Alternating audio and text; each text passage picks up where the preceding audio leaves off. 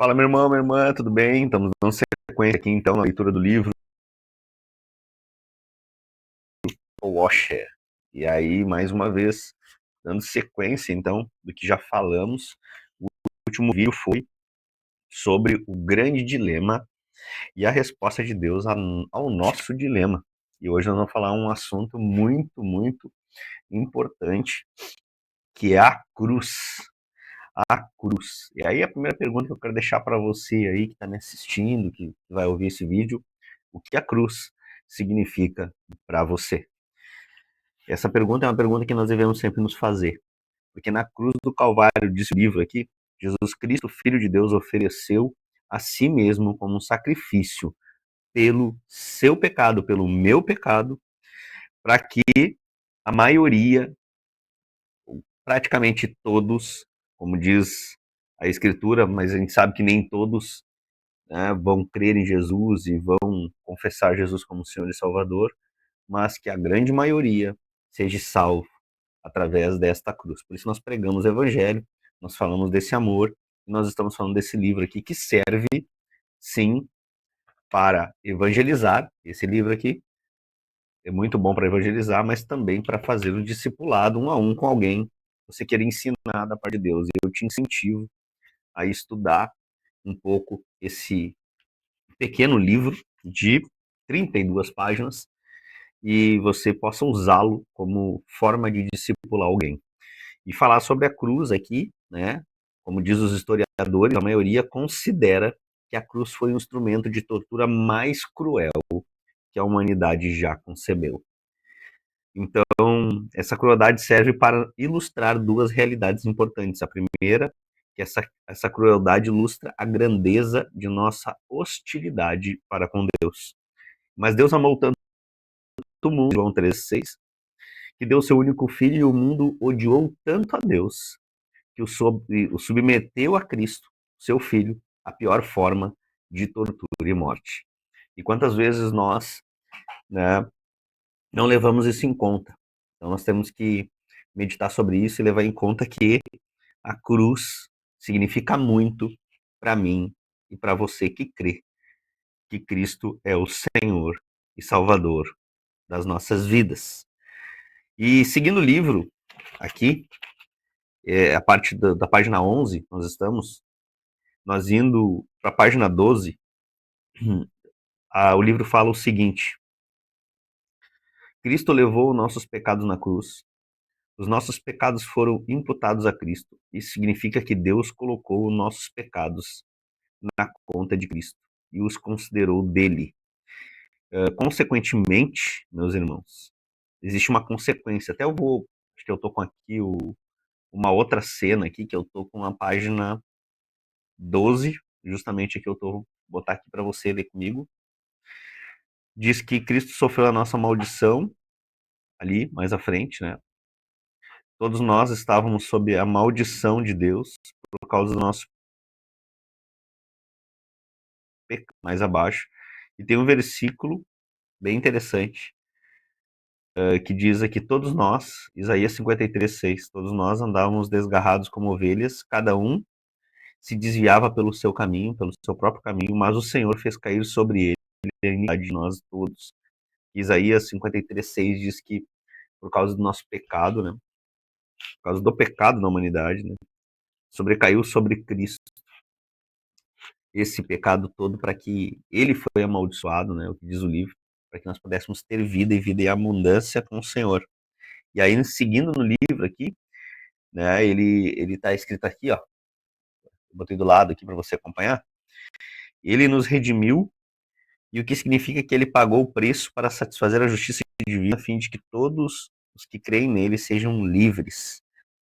E que está escrito aqui, que fala em Gálatas 3:13, no versículo abaixo: Cristo nos resgatou da maldição da lei, fazendo ele próprio maldição em nosso lugar, porque está escrito: maldito todo aquele que for pendurado em um madeiro. Gálatas 3:13. Então Cristo foi abandonado por Deus em nosso lugar, e um dos resultados mais aterrorizantes do pecado, presta atenção nisso, é a alienação de favorável e comunhão. Então, o versículo Isaías diz Isaías 59:2 diz: as nossas iniquidades fazem parte da separação entre nós e o nosso Deus. Os vossos pecados encobre o seu rosto de vós, para que vos ouça. Então, na página, a gente for olhar aqui a página 13, eu vou botar para vocês aqui, vamos transitar aqui para a página 13, diz que para nos salvar desta separação eterna, Cristo carregou os nossos pecados no Calvário. Então, nosso lugar ele foi abandonado por Deus.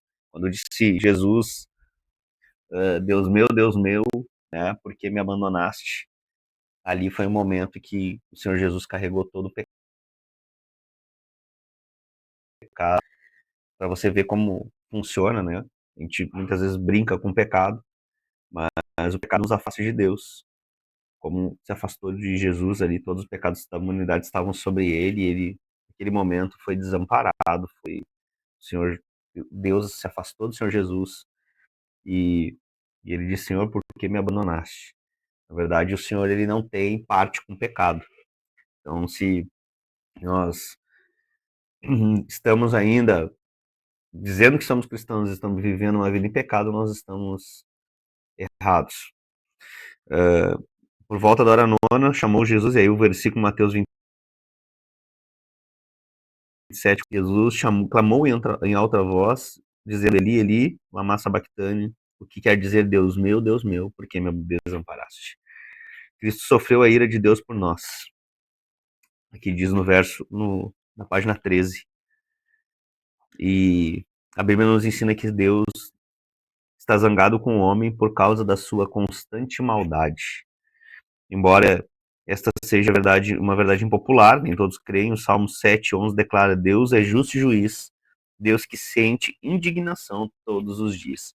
Eu fico olhando para o nosso país, para a situação que nós vivemos, e fico imaginando Deus olhando para nós e dizendo: meu Deus, nada mudou. Na verdade, tem piorado.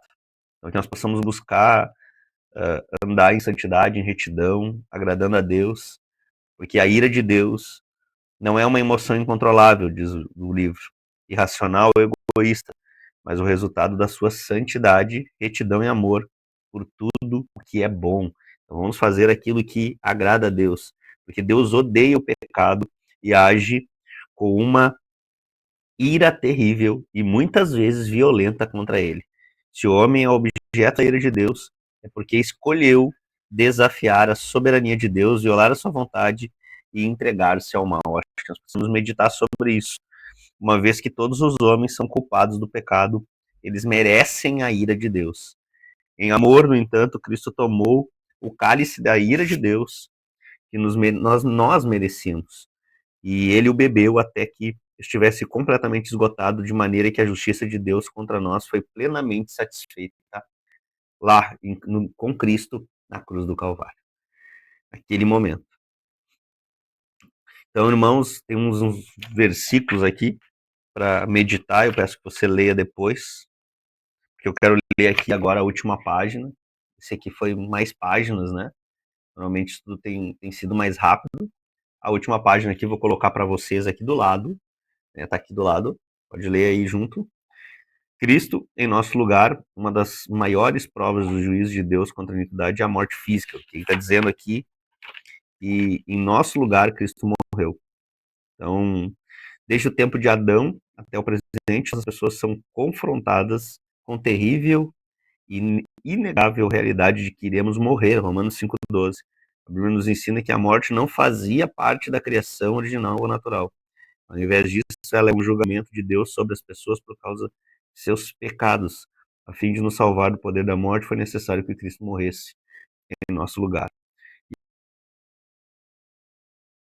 E aí, o do pecado é a morte, né? E o dom gratuito de Deus é a vida, vida eterna. Então Jesus clamou em alta voz: Pai, nas tuas mãos entrego o meu espírito, e disto expirou. Lucas 23:46. E mais um verso aqui em 1 Pedro diz que, pois também Cristo morreu uma única vez pelos pecados, o justo pelos injustos, para conduzir-vos a Deus, morto sim na carne, mas vivificado no espírito. Cristo não morreu como um mero mártir, mas como um redentor da humanidade pecadora. Antes de dar o seu último suspiro, ele declarou: está consumado. João 19:30.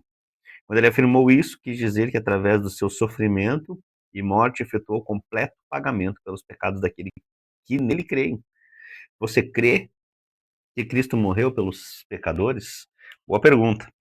Se você ainda não acredita, então, por que permanece resistindo à palavra de Deus, que não pode mentir?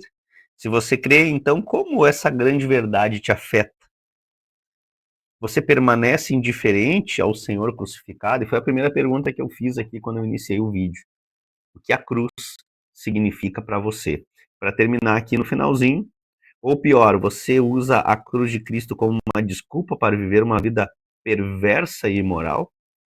Se a morte de Cristo realmente faz sentido ao seu coração, então você não será mais capaz de viver para si mesmo, mas será interiormente obrigado a viver por aquele que morreu e ressuscitou por você. Uma vez que Deus abrir os seus olhos para ver a sua sabedoria e o poder da cruz, você nunca mais será o mesmo, mas seguirá o Cristo ressuscitado. Que lindo, irmãos. Esse vídeo deu um pouco mais de tempo, mas foi lindo aqui, foram algumas páginas falando sobre a cruz. Mas às vezes a gente fica muito mais tempo, né, mexendo no celular e fazendo outras coisas. E aqui a gente pôde ler um pouquinho do que o Senhor fez, né, que Deus enviou seu Filho, morreu por nós, no nosso lugar, na cruz. E agora o próximo tema que nós vamos falar na página 15, no próximo vídeo, sobre a ressurreição. Olha que livro abençoado. Então, leia ele. Se você for dar de presente para alguém que nunca leu a Bíblia, você tem uma missão: ensinar a pessoa que vai receber esse livro, porque senão a pessoa não vai entender nada. Essa é a verdade. Por isso que a gente está aqui para falar um pouquinho sobre ele, incentivar você também a buscar a palavra, a ler, a estudar, porque Paulo, o apóstolo Paulo, Jesus e todos os outros, eles sentavam, eles pregavam o evangelho, eles sentavam e ensinavam. E é isso que Deus tem falado muito comigo. Eu espero falar com você também. Um ótimo dia, que Deus te abençoe e até o próximo vídeo. Um abraço.